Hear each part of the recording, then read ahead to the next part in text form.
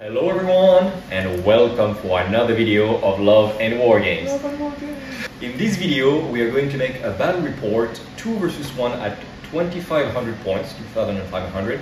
We're gonna play together with Avner or Valentin for the friend. You know, I think we call you Avner most of the time. Yes. In my videos when I refer to him it's Avner, but his real name is Valentin.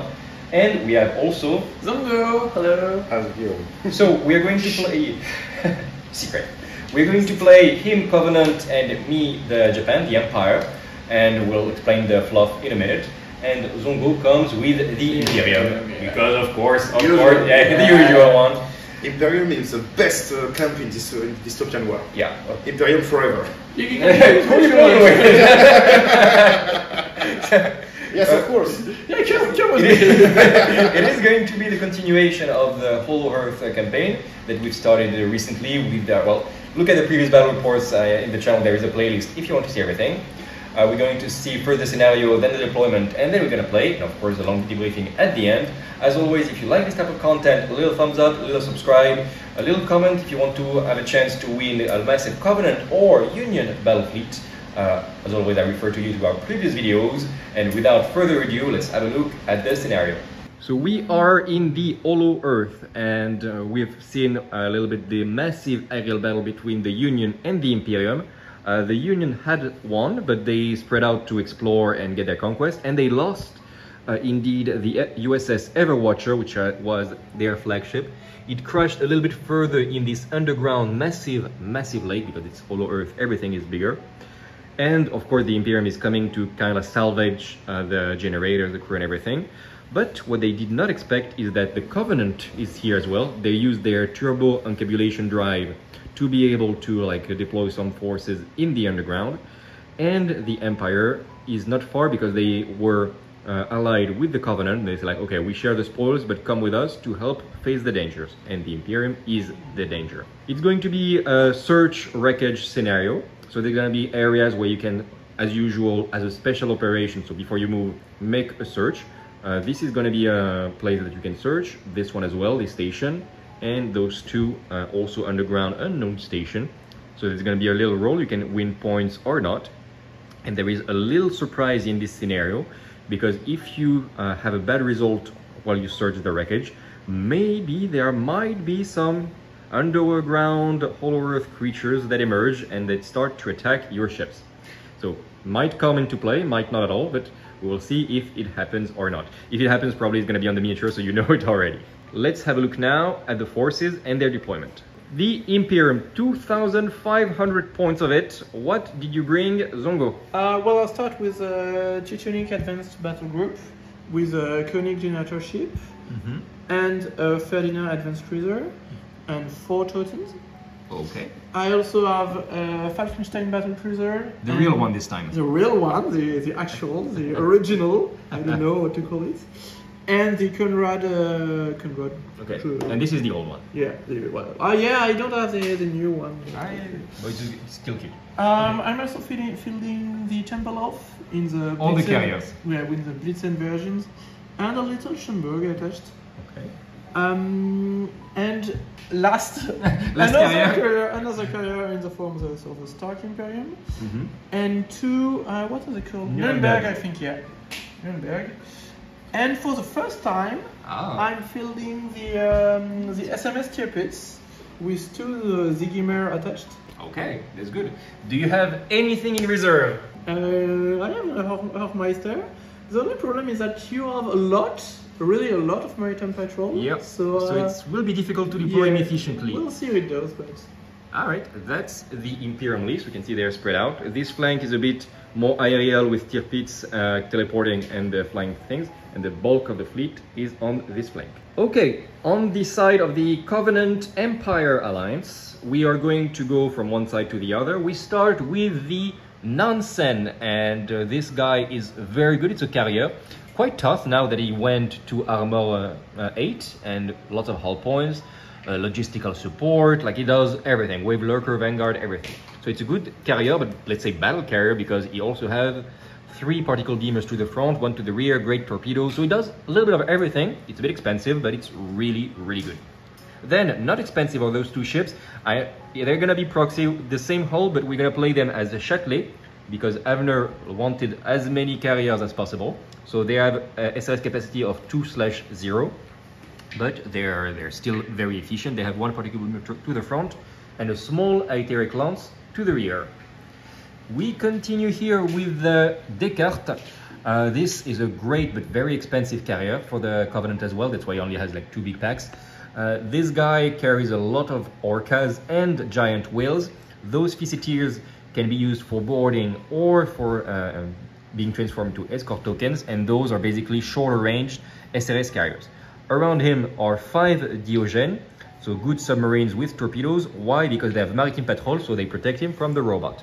Also, something to note, the Châtelet also have maritime patrol, so they will also protect the Nansen. That's why the deployment is like this. We start to arrive with some Japanese with the 3 Mizushis that have heavy torpedo salvos and can send those beautiful exosubs tokens. Very powerful, very lethal guys. Maybe they'll get nerfed at some point, but for now, no. Then we have an Akita here, the super battleship Akita, that has a Great Wall generator. So it gives a bubble of basically ablative armor around himself. And he has an internal shield generator. It's very tough, still 17 tons of hull points. That's great. He has 11 hull points before he gets crippled, so yeah, tough. And he has 3 Kanagawas around with heavy torpedo salvos, heavy broadsides, and maritime patrol. So they do pretty much everything. So I'm very happy to have them there. Here, a little pack of 3 Shubus. So cute little submarines with torpedoes, and that's about it, but they're only 30 points, so okay. Here we finish the last units of the Covenant, 2 Plinius. So this is technically a quintillion, sorry, but like they're the same frame. So 2 Plinius, so aircraft carriers that are tough-ish and have good rockets against aerial units. So might help because there are some aerial there. They get bonus if they shoot at aerial units. And last unit for the Empire, it's going to be 6 Kyotos. So small, tough frigates that have giant slayer. So it's going to be useful against the Tirpitz. Yes, yes, yes. And they even have elite crew. So if they want to board the Tirpitz, let's go. I wait. Okay, so that's what it's going to be. As a reserve, you remember that we have a little thing to make the game more interesting. We have 10% bonus reinforcements if the game is going too much one way or another. On the Empire Covenant side, we're going to have 2 of the giant millipedes of the Covenant, so kind of like robots, boarding robots. And what did you bring, Zongo, as your bonus reinforcements? That's a good question. I've brought some miniatures, so... Oh my god.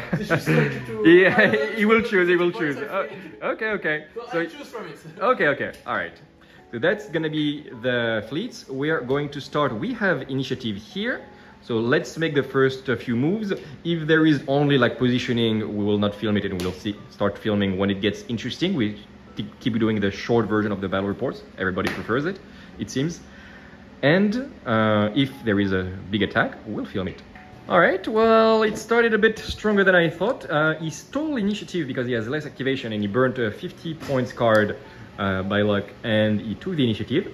So the Imperium started throwing this Mizushi straight to the black level of disorder with a generator offline because of the critical from his main gun battery. And then all the torpedoes of the Falkenstein went on the Mizushi as well. And I need to do a lot because he made 14 hits. So he's really in a bad state if this does happen. I need to go at, if I could get at least 4 defenses, it would be great. 6 defense would be amazing. Let's see, I have 7 dices because of the friends and of my SDV and the escort. I need 7 defenses. Let's hope. And I do 3, which goes from 14 to 11. It does nothing to change myself. I'm a little bit sad. So that's it. It's going to be another 2 points of damage. So he's crippled, and another critical. The critical damage is going to be by another generator offline. So he's dead outright. So this guy did not get to see the turn. Wow. All right, next activation. Our first activation were the Mizushi to make sure they kind of survive. I put them in deep dive. They're gonna throw all the torpedoes on the Tempelhof. One thing we didn't talk about is like the Fissiteer ambush that we have. There were 6 tokens on the Tempelhof, and the Falkenstein and his Conrad used magnetic because there is a Koenig with shroud, magnetic, and repulsion. and they made 2 explosives and they destroyed 2 Fizzeteer tokens because yeah, all of them can be targeted now. And the Blitzen bombers are going on the Akita, of course. So 17 dices on the Tempelhof. Not sure who will cripple it before, but let's try to soften him up already. 1 explosive. Yeah, I don't make the same rolls as Zongo. I barely do 1 point of damage. That's not great at all. Activation of the Koenig and it's escorting, I think it's Ferdinand. Yeah, Ferdinand, yeah. They did a critical here and 2 points of damage on this Châtelet navigation lock. And they didn't do torpedoes actually on the Kanagawa, I forgot. Oh, I forgot. But too late, I'm kidding. Oh, okay. Sorry about that. We will do this just after, a little bit offline. But first, we will have the dices ready on the Nansen, which activated. He put its SRS token on the Falkenstein, heavy firepower on its 3 particle beamers. It's going to be 22 dices, sustained. Ooh! Sustained, and he chose to reroll blanks. He has a shroud on top of the repulsion and of the magnetic. But so there is no explosive, but it's still a good roll. It's going to be a critical damage. So there it goes, 28 points, so 3 points of damage and a critical. Let's make a big one. Ah, Citadel. But a -2 speed and -2 to the Citadel and a point of disorder because the reactor is leaking. And now the torpedo salvo of the Nansen, 11 dice, strike cognizant, so it is sustained. Rerolling because of sustained, not bad. 3 explosives because it's torpedoes doing nothing. In the end, another point of damage with the torpedoes to the Koenig. Let's hope he will not finish the turn. Okay guys, the torpedoes of the Falkenstein did nothing on the Kanagawa, but he's going to make more magnetic because magnetics is very, very strong now that it works on any tokens, boarding, special tokens and everything. The thing is, before activating the Falkenstein, the Tempelhof, which is activating now, is searching the ruins of the USS Everwatcher. So we check the rules, it's actually a bit unbalanced. He makes a blue, like counter, heavy counter, he gains 3 points, already great. He makes hit, heavy hit, 5 victory points, which is huge. And if he makes an explosive, he makes 10 victory points straight. So basically, you make an explosive, you basically won the game because you cannot be caught up again. If he makes a blank, a creature emerges. Ah, it's gonna be 5 victory points straight. That's a lot. Okay. So he won. He put even more SRS tokens here. I really think I will put a lot of defenses there because otherwise he will be one shot and I don't want him to die like this. There's been quite a few activations. We didn't film everything because they were small-ish. So the Shubu's shot doing 1 point of damage on the Koenig, the Châtelet as well. They put their 4 SRS token to try to support the Akita. They did 1 or 2 points of damage, I think 2 in 2 different attacks on the Koenig. On this side, the Tirpitz teleported, obliterated 2 of the Kyoto easily and almost killing this other one. But it survived, so we are happy about this. And now the Descartes put its Fizzeteers that didn't have the range, he put them in defense of the Akita as well. Thank you, Valentin. And he put his Orcas as a big pack on the Koenig because damn, the magnetic is very, very strong. We really needed to kill it as fast as possible. Heavy firepower, and the Koenig is actually on the front arc of the Descartes. It's a bit weird, but it's how it is. So even this turret can shoot on the Koenig. Don't ask me why. It's how it is. It's gonna be 18 dices sustained. Let's hope we cripple him. He's shrouded as always, but we have sustained. Okay, and no explosive, but I think, well, he's gonna be crippled for sure. And he has -2 Citadel. Maybe it's gonna be a critical. 23, so 2 points of damage. He is crippled and a critical damage.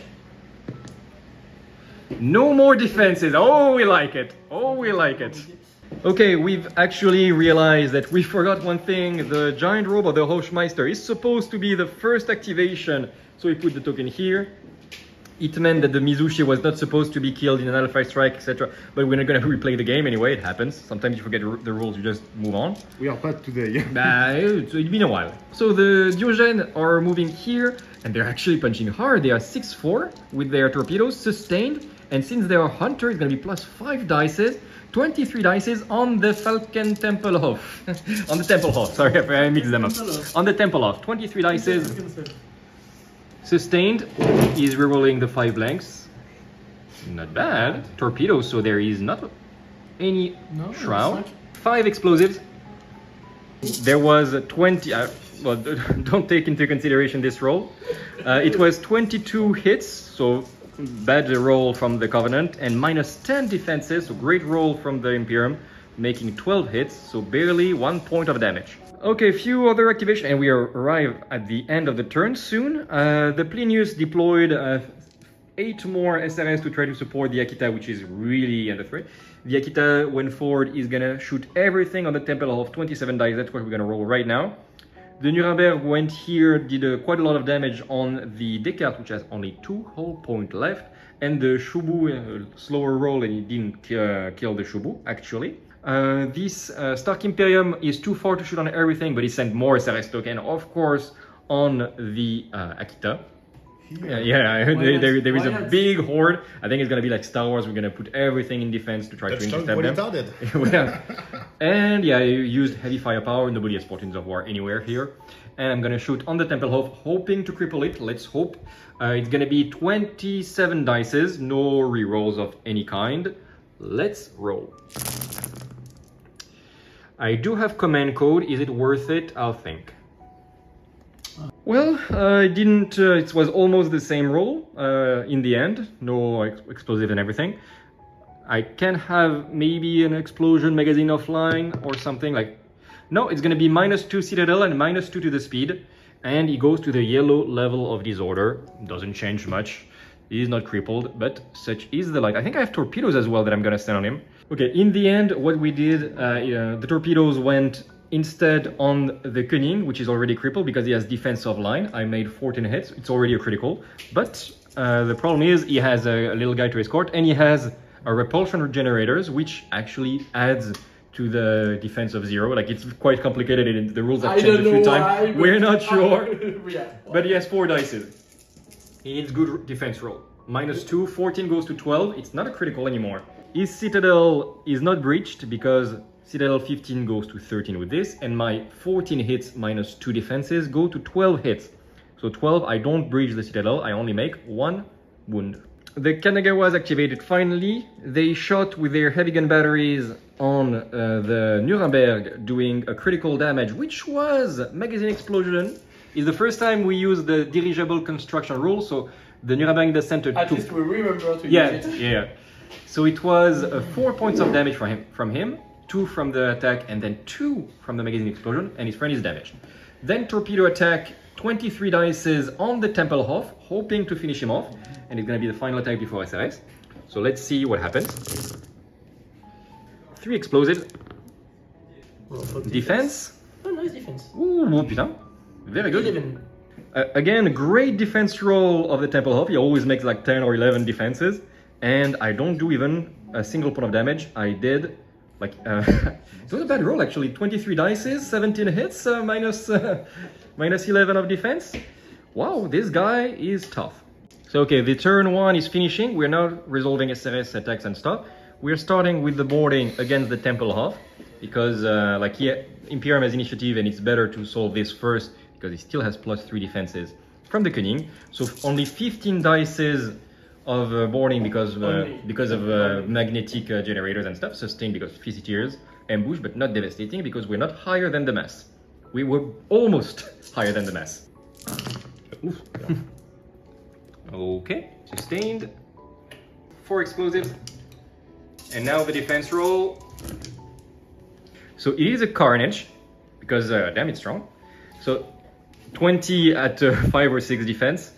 So it is going to be 2 catastrophic explosions, so 4 points of damage and 2 morale.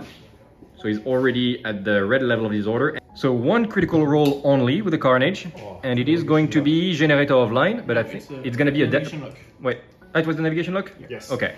So yeah, not great at all for the critical, but still he's crippled. That was the objective. Without much surprise, the Cunning was absolutely obliterated and overkilled 10 times over, but at least now there is no more magnetic and shroud and everything. Good. We didn't manage to make a single point of damage on the Falkenstein. A flag barrage of this guy made -2, defense is -2, and only 6 dices. Failed to do, I think he did like 2 hits, so yeah, not great. But now, the big battle here. There is 10,000 SRS tokens, which would one-shot the Akita, probably, but thanks to Valentin sending a lot of support, we're gonna have 53 defense dices. We're gonna roll together because it's like a little bit my ADV and a lot of his support. 53 dices. Of course, I used a card, so we count the explosives as double counters. We're gonna need it. And let's get ready to roll. We're gonna roll together because this is Love and Wargames. Yeah! 53 dices, let's roll! Woo! Oh. A lot of explosives. And a lot of blues. I think I like it. Okay, guys. In the end, it was 58 defenses for this guy. So 19 SRS tokens were removed. This might, we'll see the roll, this might save a little bit the Akita. Now he has 8 bombers and 2 SRS, which makes still 46 dices. That's a lot. 46 dices with sustained, rerolling blanks, devastating, voltaic. It's still very good. But will he one-shot the guy? We'll see. Ooh, explosives. And 2 more. And another 2 explosives. Okay. Just the explosives, it's already a catastrophic explosion. We are at the end of turn 1. In the end, the Akita got like 70 hits and something.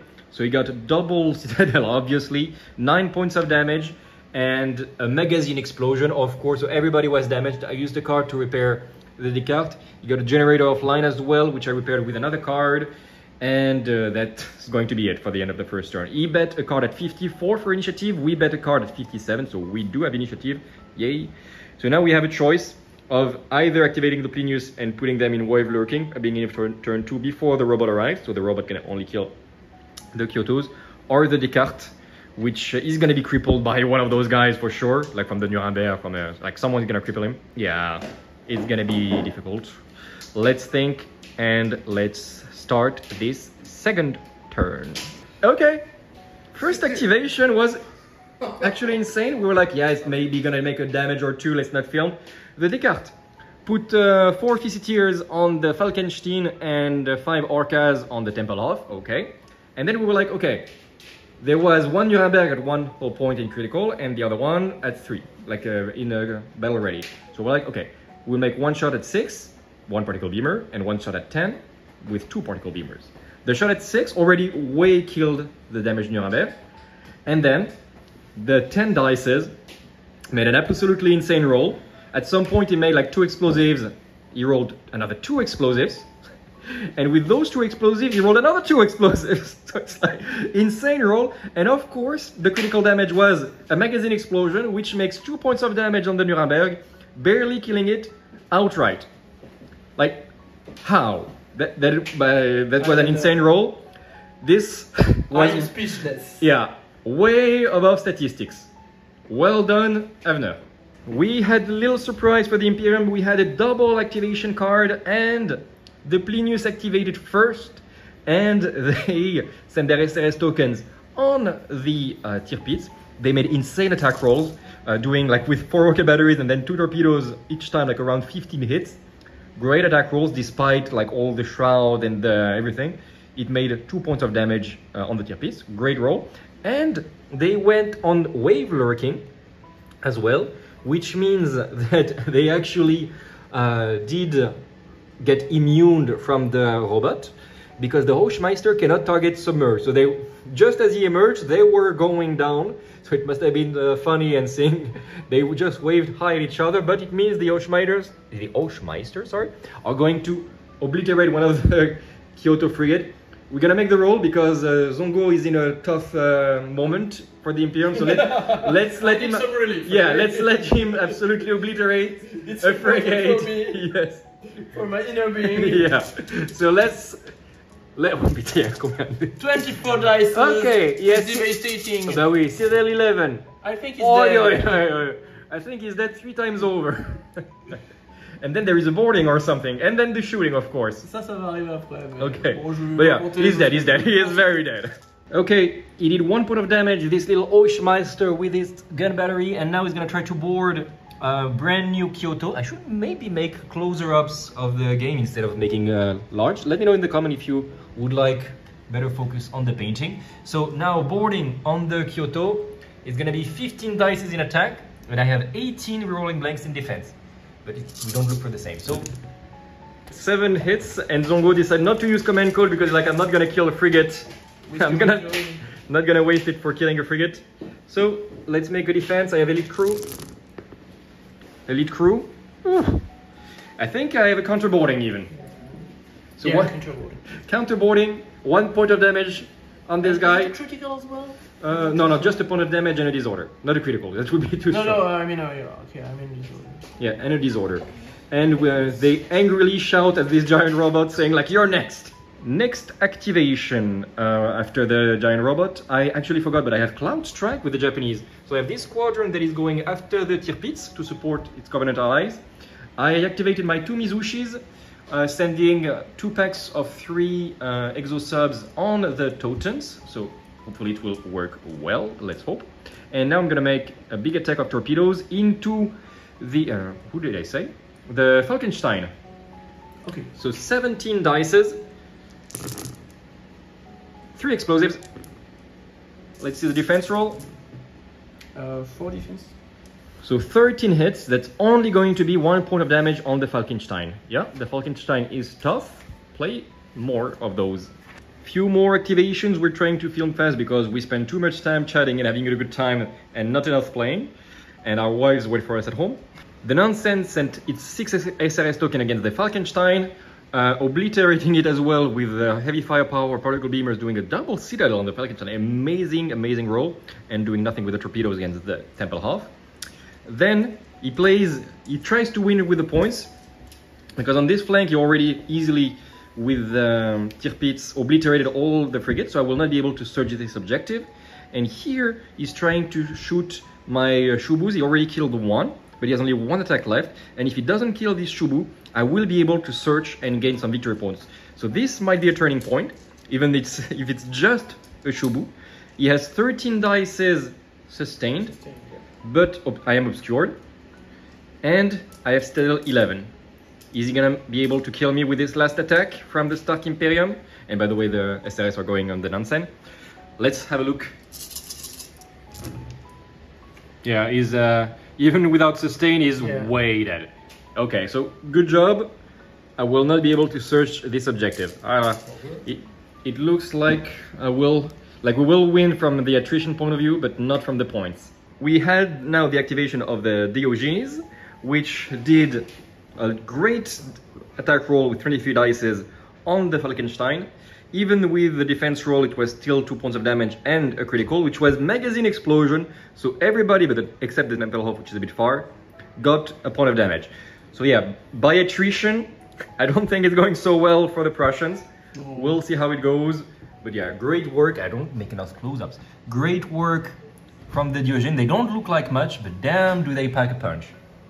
And the poor Prussians have alarms ringing left and right. And a huge pack of Orcas and SRS token and exosubs and whales and everything bearing down on them. Alright, few activations. The Akita was heavily damaged already by a few different attacks, left and right.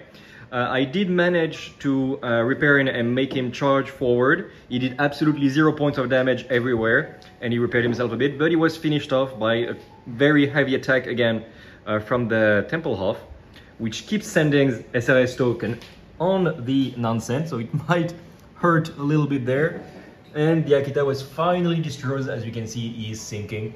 And yeah, poor Akita, but it did absorb most of the enemy team's firepower. Alright, we had a few other activations, especially the 2 Châtelet, which did nothing with the torpedoes on the Temple Half, but this was expected. But especially they linked the 2 particle beamers and the 2 advanced aetheric lances, which got a boost, the advanced aetheric lances.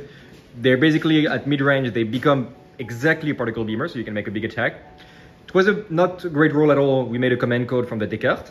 It was still not great. We used the command card that allows usually to make a full reroll, which is like reroll everything, but it's too strong, let's remember, so we nerfed it to just give an additional sustain, so double sustain. In the end, with everything, made this roll, which, well, when you start to reroll so many times, at some point it's going to be great. Fourth time. Yeah, third time. 30 dices, and it obliterates 30 dice, 30 hits. Yeah, 30 hits. The Ferdinand was already damaged. He's dead. He's very dead. I think so. We mistook it for a tirpitz. Yeah, I don't know what happened. Seriously.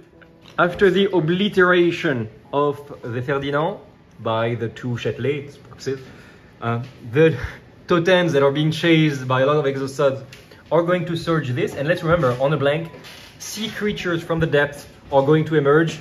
Otherwise, you're just going to get a lot of victory points. Is it going to be a blank? It's cocked. It's cocked. Oh, no. It is cocked. Put in the comments if you think it was really supposed.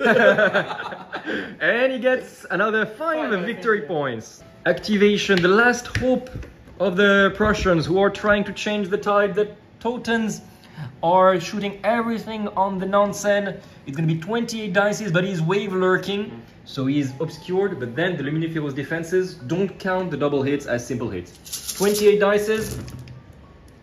So we're rolling that. Okay. Rolling blanks and sustained. And I trigger 1 dice because of an Inductorium? Yeah, but it's a hit. It's a hit. Okay, no explosives, but that's still a lot. He has ADV of 5, I believe. Defenses of the Luminiferous defense. Yeah, -2. -2. 44, that is a double citadel by far. So it makes 7 hull points. He's not crippled yet, he has 1 hull point before he's crippled. Oh, no. Though they hit it, I think the Toteno are touched. No. He says no. Indeed, it's no. And he's crippled. The Nansen was crippled outright with by the attack of the Toten, and the broadside did even more damage. So the poor guy is in a bad state, and he's gonna get a lot of SRS tokens, unfortunately. And we're gonna make a last few activations because I still have the Kanagawas. I will try to finish off the Falkenstein off camera. I will not film it, but with all the torpedoes and stuff, because I really want the stuff like the SRS to go on the Conrad. And I still have the Shubu as well. We'll see what happens with him. And then it's gonna be the end of the turn.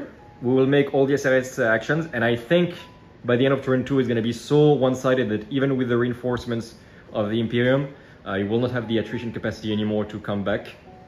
And so we will just say like who wins by the points, attrition, etc. We'll see how it happens. But first, let's meet at the beginning of the SRS phase. We are at the SRS step. The Kanagawas did a great activation. I love Kanagawas. They did a critical 2 points of damage and a generator offline on the Zeppelin, even though he was at mid-range because he's an aerial unit, so great.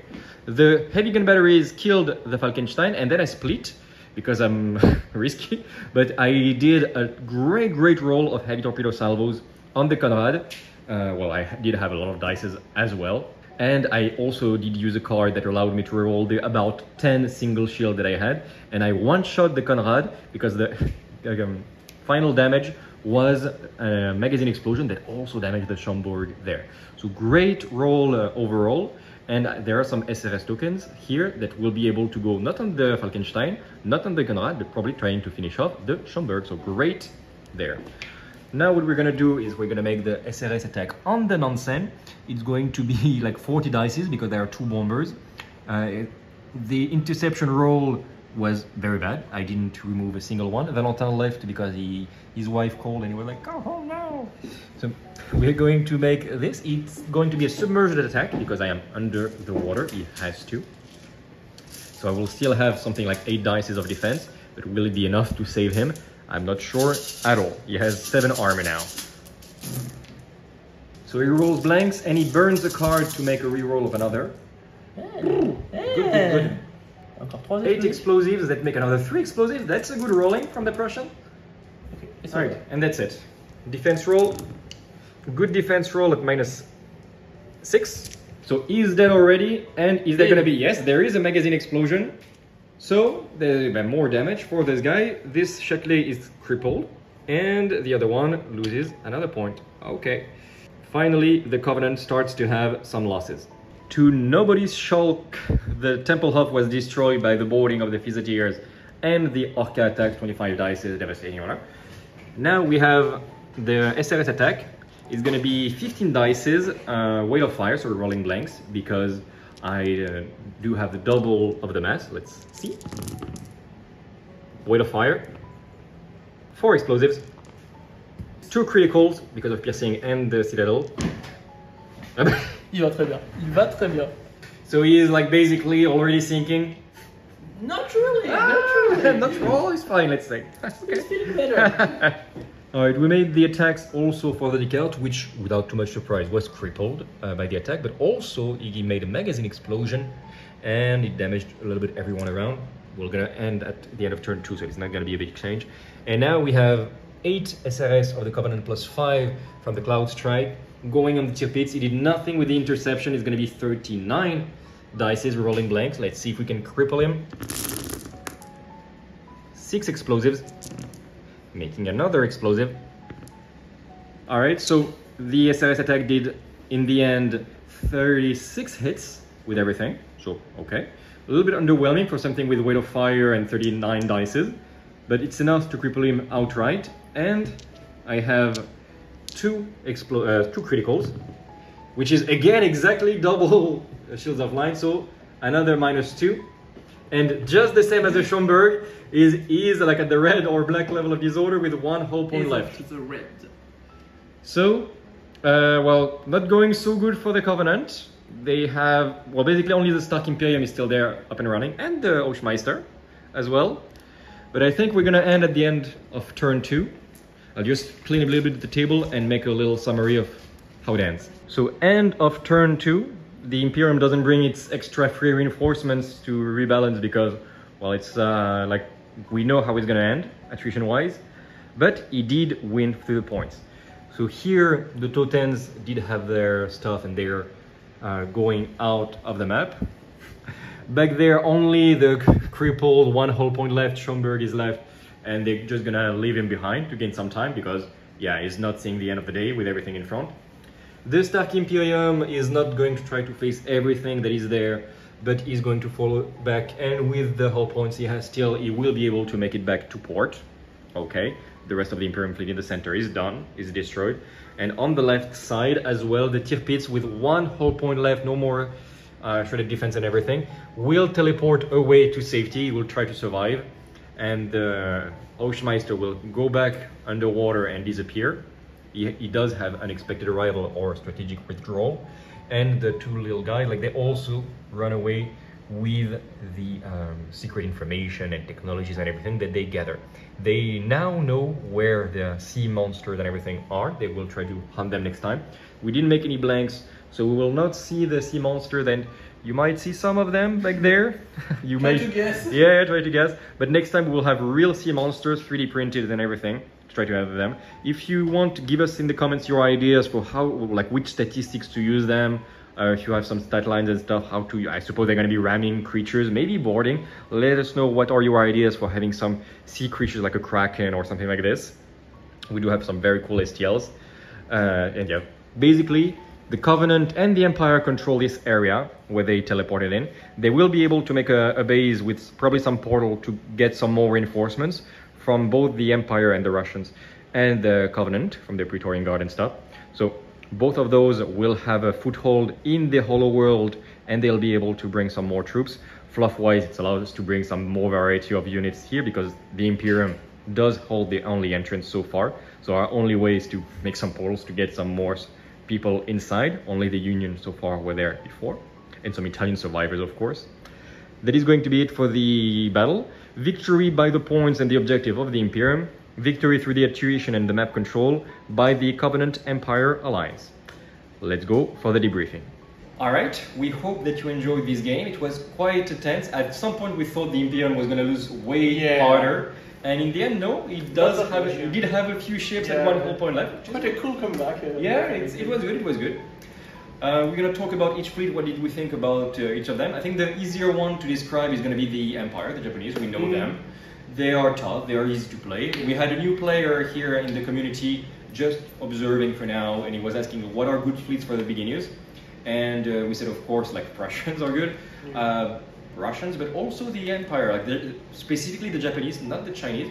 We were like, yeah, they're quite simple. Shadow Hunter, which is deceptive. As long as you avoid the Mark of Yama. Yeah, Mark of Yama. Nobody, he's our Mark of Yama expert. Nobody else understands. I pretend I can understand this rule. I pretend. But the Japanese are easy to move, especially with deceptive deployment. It's quite enjoyable, and you can really have fun with them. They have good stats, good citadel, They're nice, they're nice. Elite crew everywhere, it's fun. And especially with the Akita as an anchor, you've seen how much firepower it took to remove him. It's really, really good. Except if you can give him Generator of Line with this special card. We still don't understand exactly how it works. The cards, we have a bit of debate. Like it says, apply Generator of Line when, after the attack, before the attack, during the attack. But generally speaking, these cards... Yeah, the cards are not so clear. Let's hope that if there is a fourth version of Dystopian, it's going to be clear. So that's for the Empire. Good faction overall, we love them. And I like playing them. Everybody loves playing the Japanese. They're beautiful. And they're nice, only one OP ship, but I don't have it anymore. It was given away. It was the Tentacle, the Krakens, Mecha Kraken. This was completely OP, and we don't play it anymore. And everybody loves playing even against Japanese now. Then we'll keep the Covenant for the end for the discussion, because we have things to say. The Prussians, what did you feel like? It's been a few times you've been playing Imperium Prussians so far? Like Well, how do you feel about that? Still a fun faction to play, I'd say. I was really surprised. I was pleased with the Falkenstein, which was really versatile. You can do a lot of things. Yeah, it's tough. It shoots hard. It has some SRS. Great ship. And good for the price. If it were a voice, maybe even a bit under costed, if I can say. Maybe. We don't know. My biggest surprise, I must say, was the Hochmeister. Hochmeister? I don't know. Hochmeister. I don't know. I don't speak German at all. Maybe it's Hochmeister. Hochmeister. I think it's Hochmeister. Okay, let's believe. Let us know in the comments if you can speak German. Yeah. Because you had so much maritime patrols that I couldn't deploy it. Yeah, that's true. Well, it's quite unusual to have so much maritime patrol, I think. But yeah, it was quite appreciable. Like I had the Diogène, the Châtelet, and the Kanagawas. I think. And that starts to be a lot, and with some submerged ships and stuff, it's like you don't have a good amount of targets for that. Yeah, and it was a problem in our previous game that the robots were so powerful that the whole game was centered around them. Yeah, I think now it's better in terms of balance because there used to be things you couldn't do anything about, like mass SS and stuff. Now we've seen that the generator ship, the Koenig, for example, with magnetic, you can really kill a lot of SLS. Yeah, you can defend yourself fast. And that's good. Like it would have been a lot more damage if you didn't have the Koenig and the magnetic everywhere. But still, it's maybe still a bit of rock paper scissors. State of affairs. That's true. It is. You have to get the right combination. But now there is maritime patrol to defend against the robots, and it works good. Like in this example, it was good. What other things about the Imperium? So you like them? I still like Imperium them. does its job. Stark Imperium does its job. Nuremberg dies fast. Probably if I wanted to play a competitive list or a tournament list, I would spam the bombards. Two different bombards, which are really powerful. Auguste and Augustus. Augustus is a ship, but there's I don't know. The Gustav twin bombards and the Bertha bombards. These are very strong. You put also the Ice Maiden with the artillery, you put the Falkenstein, the Maximilian. You stay all the way back, you send SRS and Blitzen bombers and artillery. You send SRS and torpedoes and bombards. You just make full reverse and you just shoot, and by the end of turn 2 there is nothing. Maybe you keep 1 or 2 units of destroyers. Of Totens in reserve, just for fun. Just come close to me, come close. So this could be competitive. That's not what we try to put on the channel. We try to put balanced lists and stuff. There is no tournaments yet in France because the community here is more like narrative oriented. So we do have we do try to put like narrative campaigns and stuff. So even when we have big events like the big day, which is happening in a few months now, we try to make not tournaments, even if we have a lot of players. To include everyone, exactly. The game. But you can make some dirty lists with the Imperium, with almost every faction, especially with the Covenant. Well, speaking of which, maybe we have things to say. The Covenant used to be, before the Orbit 3.06, I think, it used to be too weak. Then it got a power spike of hell, when it used to be a Luminous defense cancels completely any reroll and everything. It was and this entropic generator. And now it's still very strong. We rediscovered the rules, but Luminous defense and everything is good. Like they have good weapons. They're well aggressively costed, like all of them. They have great weapons with sustain. We know, but now they are really it's appreciable how much weapons they have for the cost. And Luminous defense, giving you counting double hits as single hits, plus you have those defenses, it starts to be... Plus you have wave lookers. And wave looker everywhere. It's a huge boost. So it really starts to be a lot. Because you can begin the game in wave lurking. Yeah, so you're all the way in the back and you're kind of immune and you and deploy after everyone. You deploy, sure. And then the turn after this, you're not defenseless at all, because when they're going to start to shoot you with broadside and everything, you're still going to have your defense, you're going to have your can't double as simple. And you have this awesome generator ship. And of course the Hypatia, which is amazing. Well, obviously in the conning, the Hypatia is insane. Better, it's better. Yeah, of course. And you can repair yourself with all the time. in science. It's a great faction now, especially with the latest release, which we didn't play yet. They're still being painted. We have the Kion, the Xenophon, which is very aggressively priced, and we love it, but still, there is the Aronax, which can really give you a very naughty alpha strike and deep striking and stuff. And the techno-encabulation drive, where you get teleport around. It doesn't seem like they really pay for all those rules. That's true, that might be true. I think Covenant are really one of the top factions now. Maybe the top faction, if you make a very, very aggressive list. And they still have like the flying saucers. There is still one very good flying saucer, which was a bit nerfed, but you can still, if you have initiative, just throw a huge alpha strike shooting everywhere with a forward deployment. It is oppressive a little bit, like Covenant. I mean, I like it. If you play fluff like we do and you manage the list to make sure it's balanced, can be okay. It's okay. But the Covenant are probably the faction with which you can do the most very tournament-oriented at the moment. Don't do this at home. But it was the same. When we started playing this win for the Russian, with the common was which was OP. Then the Prussian right now it's probably Now the game is more balanced, but there are still ways to make skew lists that are almost impossible to counter.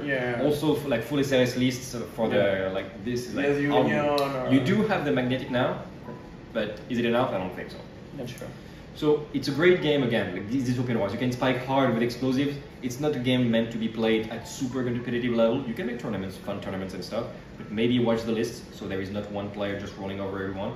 And it's an amazing game for fun narrative games because there's so many cinematic action, etc. And that's how it's supposed to be. So I would say play with friends, it's great. Don't get them disgusted from the game because it's a small community still. So don't just play competitive and roll on new players. That's not the way to do it.